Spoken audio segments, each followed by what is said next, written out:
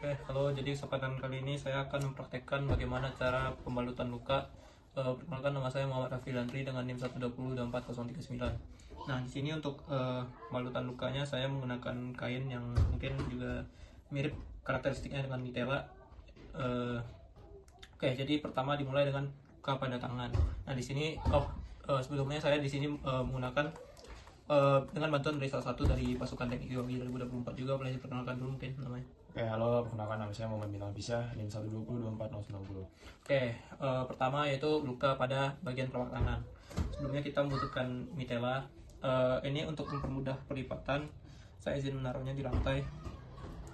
Oke, jadi untuk luka pada bagian tangan itu kita menggunakan saf 8. Ini baru saf 0. Ini saf 0, saf 1, saf 2, sini saf 4, lalu saf 8. Oke, ini saf 8 yang akan digunakan untuk membalut luka di bagian telapak tangan. Nah, untuk teknik pembalutannya yaitu misalkan lukanya di sini, maka lukanya harus ditutupi terlebih dahulu, lalu disilangkan ke bawah, lalu ke bagian belakang jempol. Nah, oke. Karena ini seharusnya bisa disilangkan sekali lagi, namun karena keterbatasan panjang dari mitelanya, maka ini sudah bisa langsung diikat. Pastikan ikatannya kuat dan lukanya tertutup dengan rapat.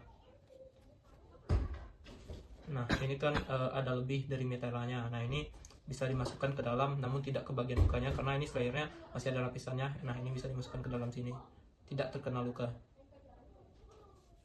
Nah, apa fungsinya seperti ini? Nah, fungsi dari ikatan ini salah satunya juga sebagai penanda untuk di mana letak lukanya. Oke, mungkin itu saja dari pembalutan luka di telapak tangan. Nah, selanjutnya luka di bagian pelipis. Nah, untuk di luka bagian pelipis juga menggunakan saf 8, namun teknik untuk mitelanya sedikit berbeda. Kita mulai lagi dari saf 0 tadi. Ini saf 2. Ini saf segitiganya pastikan di sini agar untuk penanda luka di pelipis nantinya. Nah, ini dilipat ke belakang. Nah, dibalik lagi. Ini saf 8. Nah, di sini kan bisa terlihat ada segitiga di sini. Nah, itu berfungsi sebagai penanda luka di pelipisnya. Nah, sini misalkan lukanya di bagian sini, maka segitiganya diletakkan di bagian lukanya. Sebentar. Nah, gini. Nah, ini pastikan areanya tidak kena rambut pada bagian lukanya. Ke belakang, Nah, ini lalu dikebelakangkan. Nah, lalu diikat.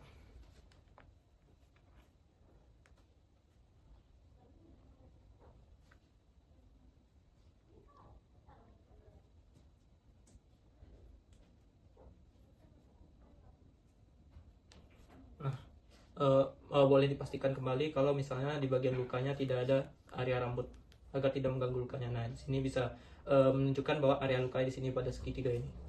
Oke, paling itu saja dari luka di pelipis. Kita lanjut ke bagian luka di bagian kaki.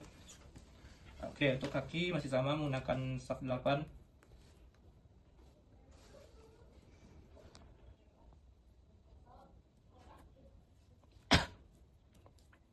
Oke, ini untuk bagian kaki misalkan lukanya berada di daerah sini atas. Nah, berarti bagian lukanya ditutup dulu, lalu disilangkan ke belakang. Setelah disilangkan ke belakang, ikatannya, nah ikatannya disilangkan ke bagian atas mata kaki, disilangkan juga di belakangnya. Nah, ini kalau misalnya mitelanya masih panjang, itu masih bisa disilangkan sekali lagi ke bawah. Cuma lagi-lagi gara-gara mitelanya itu pendek, ini bisa langsung diikat saja.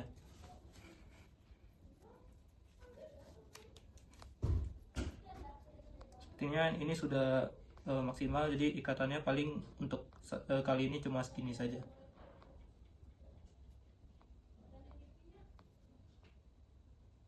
Bisa lihat juga sudah cukup kaku kakinya.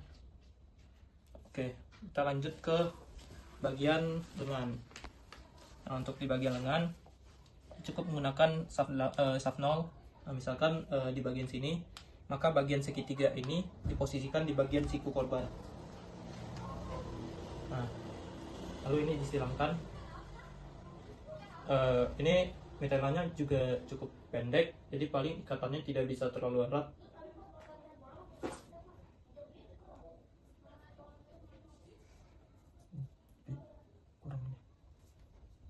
Nah, ini pastikan juga di bagian sini ini menutup siku dari korban.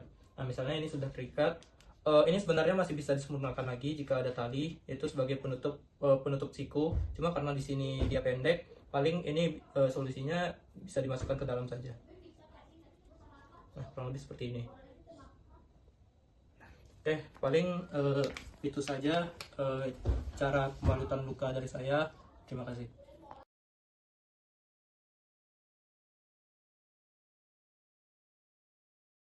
Kali ini saya akan praktekkan prinsip evakuasi 1.0, di mana ada satu korban dalam kondisi sadar, di mana di sini kondisinya kaki kanannya terluka, dan di sini saya bertindak sebagai penolong. Langsung saja saya praktekkan.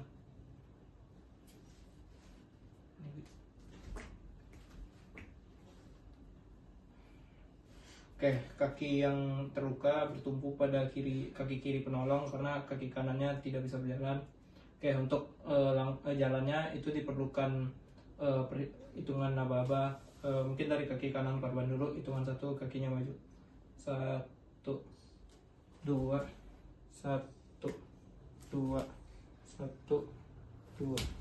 Kurang lebih seperti itu. Untuk selanjutnya itu prinsip evakuasi 1.1, di mana ada satu korban dalam keadaan sadar dan dibutuhkan 2 penolong, di mana kedua kaki korban dalam keadaan terluka. Langsung saja ke prakteknya. Kanan lagi ya. Bisa nggak? Kedua kaki korban bertumpu pada penolong. Untuk jalannya diperlukan aba-abanya dari hitungan 1, yaitu kaki kanan dulu. 1, 2, 1, 2. Kurang lebih seperti itu untuk 1.1. Kali ini untuk evakuasi 3.0, yaitu kondisi di mana ada satu korban tidak sadarkan diri dan 3 penolong. Mana kondisi ini digunakan ketika jarak evakuasinya tidak terlalu jauh dan ruang dalam evakuasinya juga dekat. Langsung saja kita mulai. Pertama, ketiga penolong mengambil sikap seperti ksatria dengan salah satu tumpuan lutut. Jika sudah, kita perlu pastikan agar tangan korban berada dalam posisi terlipat menyilang.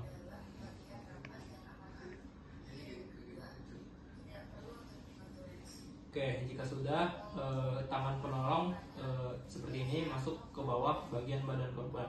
1, 2, 3. Jika sudah masuk ke bagian bawah korban, itu tangan penolong itu bisa diputar. 1, 2, 3. Jika sudah, kita perlu aba-aba lagi untuk mengangkat korban ke bagian tumpuan lutut tadi. Aba-abanya 1, 2, 3.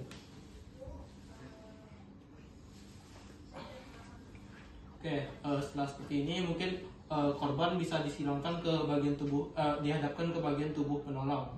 Aba-abanya 1, 2, 3. Jika sudah, kita bisa langsung mengangkat dengan aba-aba 1, 2, 3. Korban siap untuk dievakuasi. Jika sudah sampai di tempat evakuasi, korban bisa langsung diturunkan ke posisi lutut tadi. Aba-abanya 1, 2, 3.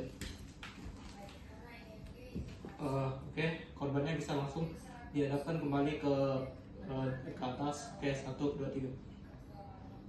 Nah, jika sudah, korban bisa kembali diletakkan di tanah. 1, 2, 3. Kalau tangan penolong bisa langsung dilepas dari korban dengan hati-hati. Itu merupakan evakuasi 3.0. Untuk yang terakhir yaitu evakuasi 2.1, di mana ada satu korban dan 3 penolong.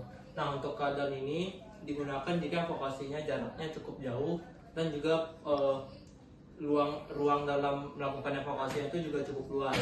Nah, di sini ada 3 penolong, di mana 2.1 itu maksudnya 2 penolong di salah satu sisi dan 1 penolong di satu sisi lainnya. Mungkin boleh langsung saja salah satu penolong di bagian situ. Nah, mungkin penolong langsung mengambil sikap seperti ksatria. 1, 2, 3. Sebelum melakukan tahap selanjutnya, kita perlu memastikan bahwa tangan korban berada dalam kondisi silang.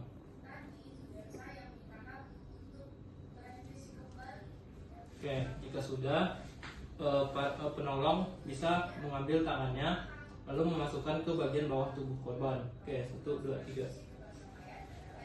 Dan perlu diingat di sini penolong yang di tengah tangannya itu harus dipegang oleh maksudnya tangannya itu salah satunya dipegang oleh penolong di sisi lain dan satunya memegang tangan penolong yang lainnya juga. Oke, jika sudah dipegang itu tangan penolong bisa langsung diputar ke bagian atas. Rapat. Dikit lagi.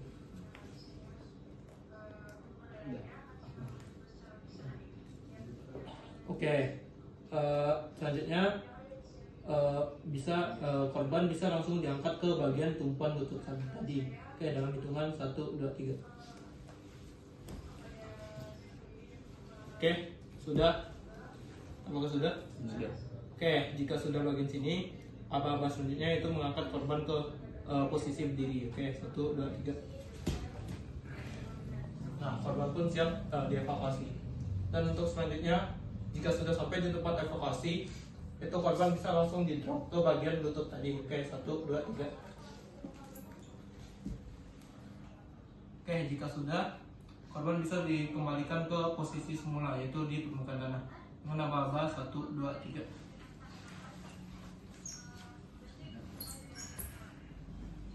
Diturunin pelan-pelan ya. Oke, berunda secara pelan-pelan. Oke, tangan penolong boleh dikeluarkan. Oke, mungkin sekiranya itu saja dari semua prinsip evakuasi yang telah saya lakukan.